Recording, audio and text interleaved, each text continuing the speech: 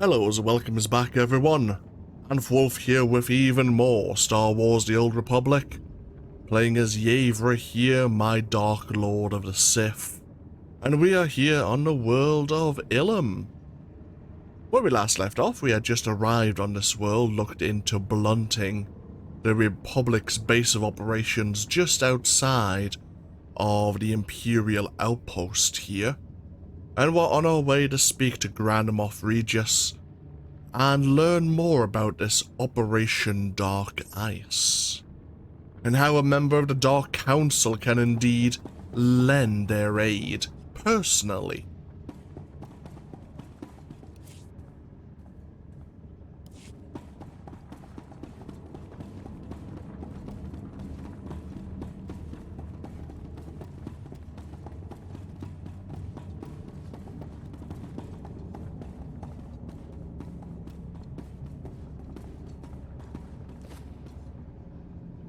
I see 3 flaws, Major.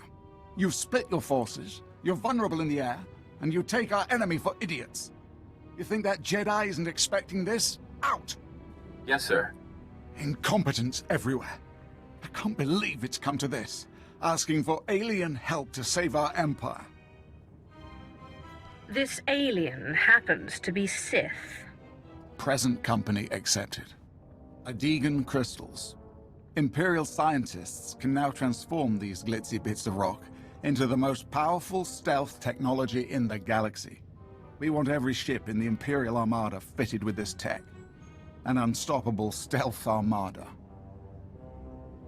You said something over Hollow about Republic interference. To succeed, we need 2 things. To control Ilum's crystal supply, and to bring our fleet safely to Ilum for modification. Ilum's no place for a war. Narrow passages, sharp jutting rocks, and the coldest wind you ever felt. But that Republic Admiral wants a war. He sent Jedi Master Jarek Kaidan to lead the Republic's elite alien armies on the ground. Kaidan's pinned us in. If they want a war, we'll give it to them. How do you plan to counter Master Kaidan? I plan to kill him. The Jedi think of Ilum as their planet. Only 2 of them were here when we arrived, but they have ruins scattered around the place. The ruins housing Master Kaidan's base are too small for anything but a strike team, and they're surrounded by cliffs full of Duros shock troopers. It sounds like this Jedi is defenseless without his shock troopers. No Jedi is really defenseless, but the shock troopers are key. Our only chance is to lure the Duros shock troopers into the open, where they're vulnerable. I've established fake supply depots between here and the ruins. Master Kaidan is over-aggressive. He's already mobilized the shock troopers to capture the depots, clean out the Duros at the supply depots, and then assault the ruins base. Excellent. And we have a codex entry on the Grand Moff here, who is, again, it sounds like a bit of a traditionalist. Grand Moff Regis has spent much of his career overshadowed by the reputation and career of his predecessor Grand Moff Kilran. But in the wake of Kilran's death, Regis has found himself promoted to the limelight, at the head of the Empire's most crucial military operation since the sacking of Coruscant. A patriot and a traditionalist, Grand Moff Regis believes in decisive, precision strikes that debilitate and demoralize the enemy, and in an empire served by men of pure vision and pure bloodline. He is old enough to remember a time before the Empire returned to the galaxy, before Imperials used aliens as anything other than slaves, and he was raised on stories of ancient Imperial glory. The legends that endure, Regis knows, are the battles fought and won by noble Sith and Imperial soldiers from well-established families with an unquestioned loyalty. Loyalty not to the latest rising Dark Council member, but to the Emperor himself. And, of course, loyalty to themselves as well. You find a lot of these traditionalists have a lot of ambition and greed.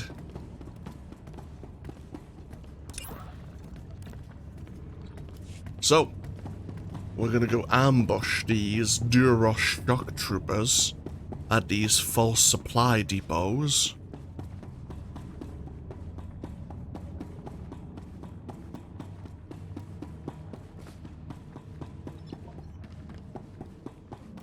And then hopefully we'll be able to strike out at the Jedi ruins and this member of the Jedi Council, Jarek Kaden.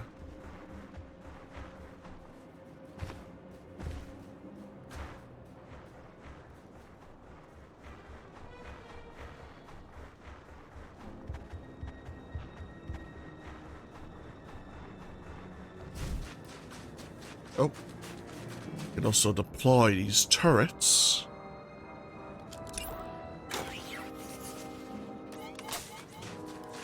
Which can be used to aid and defeat our enemies.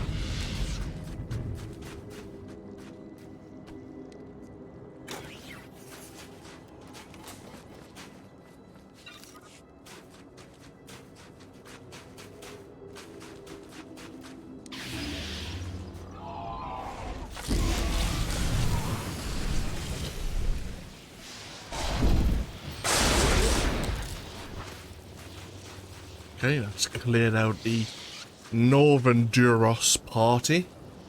There are other Duros here, but they are not a threat to Imperial forces anymore.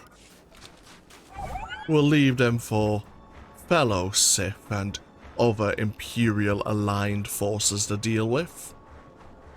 We are now going to travel to the west and deal with the other entrenched force attacking the supply depot.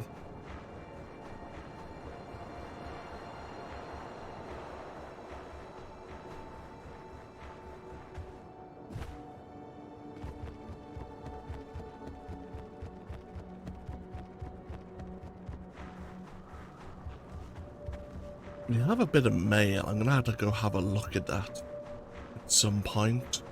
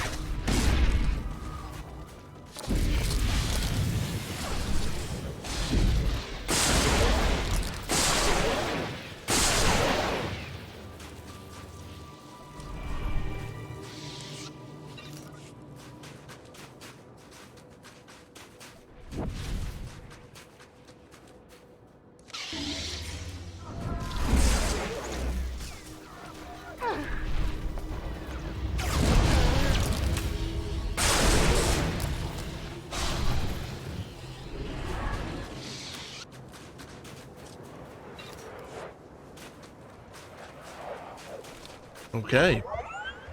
Now that both Duros parties have been eliminated, we can now focus on the Jedi hiding within their own ruins, using it as a base of operations.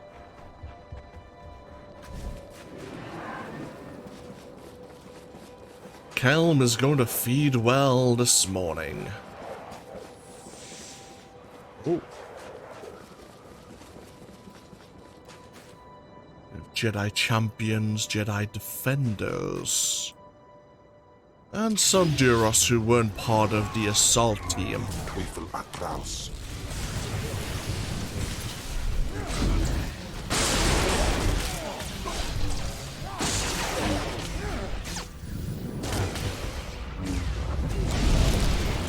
have a bonus to deal with 6 of the Jedi forces here. Yeah. Jedi Master Cain has brought an honor guard with him on his crusade against the Imperials.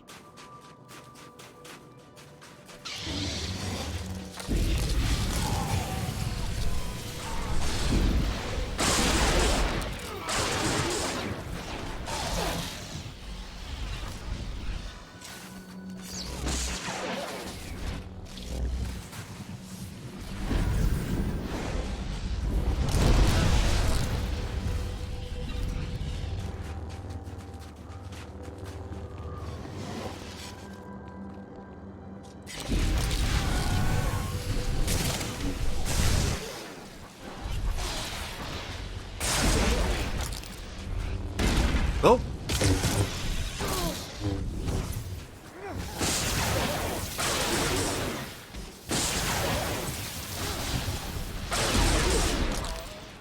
Managed to get behind me.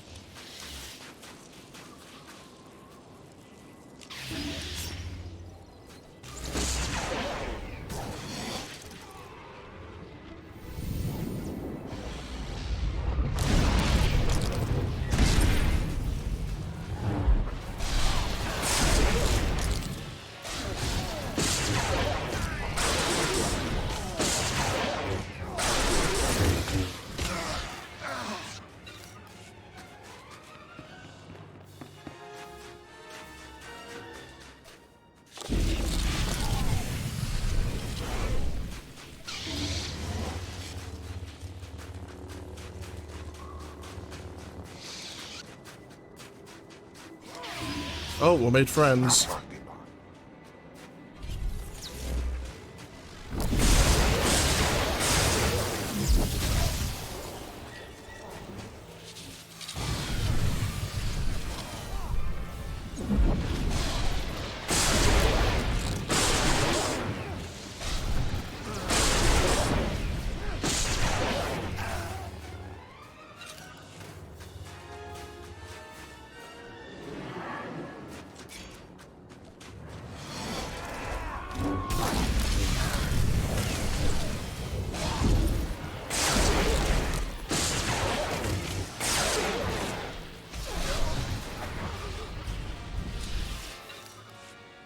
Oh, you're walking right towards me. It's like you want to die.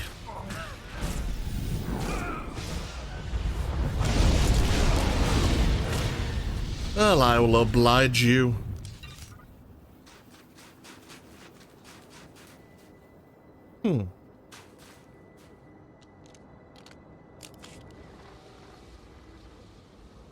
Is there trouble, Master Caden? No, Admiral. My guests have simply arrived sooner than expected. Rest assured this war can only end one way.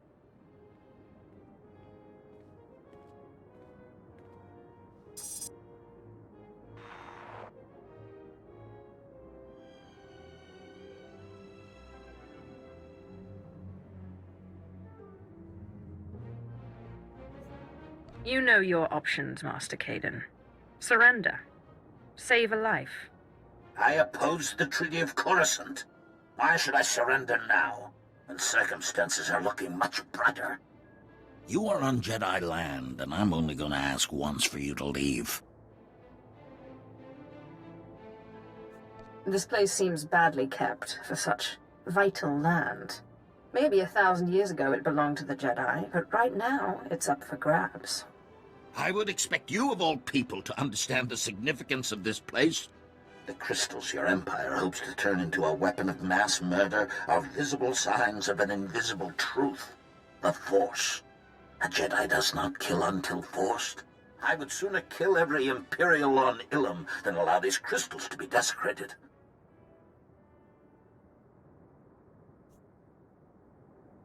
Those crystals are no more sacred than my ear.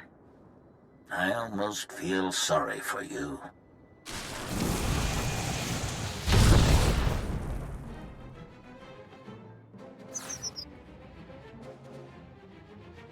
Troopers, join me for the Republic!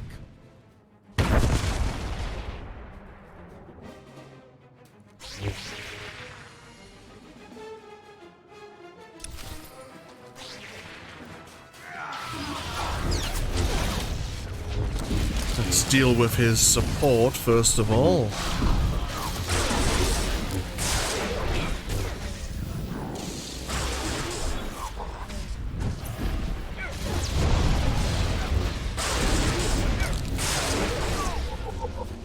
And so falls a member of the Jedi Council.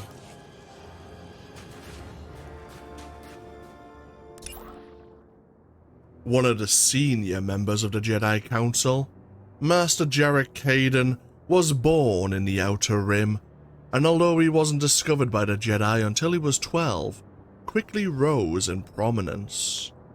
During the war, Master Jarek Kaden joined the Republic forces fighting on the front lines and was involved in several notable military actions, including the battles of Renvar and the capture of the Dread Masters. He remains the council member with the closest ties to the Republic military.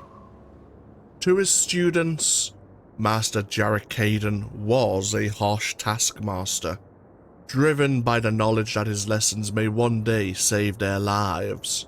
He believed, that the greatest threats to a Jedi can come from within, and encourages his students to master themselves before they seek mastery over a lightsaber.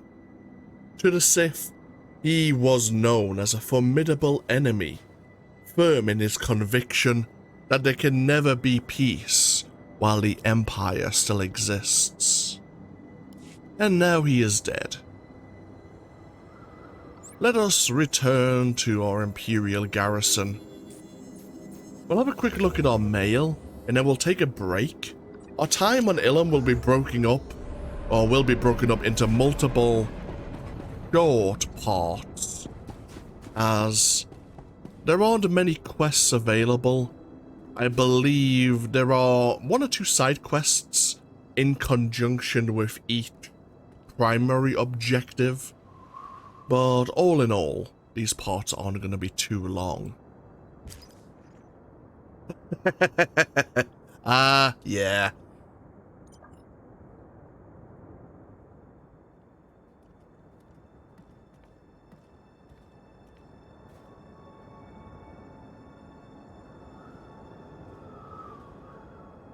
Oh, Truther encountered some Imperial players.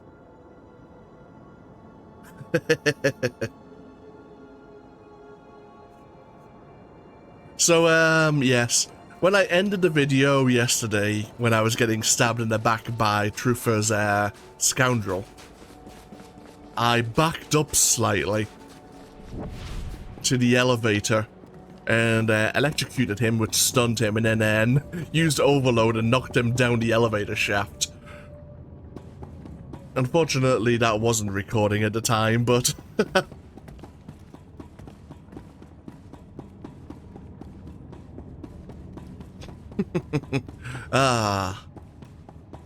It's nice to, it's good to always encounter Truther. Normally I die quite readily.